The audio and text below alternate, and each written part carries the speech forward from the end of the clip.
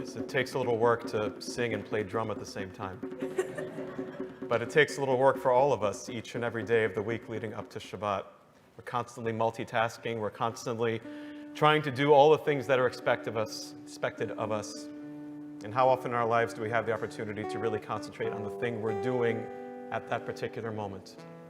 And so in these moments before we formally greet Shabbat with the words of Lecha, Dodi on page 138, I wonder if we could just take a moment, Cantor Cohen, if that's all right, to feel what it's like to have our bottom on the seat,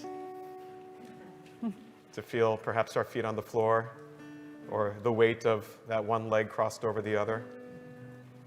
And if there's something about that that feels uncomfortable, maybe try crossing the legs the other way, or try wiggling your toes, or notice your posture, or notice the way you're breathing. And in these last few moments, before we prepare to welcome Shabbat, let's do everything we can to be as present as we can to receive her. On page 138.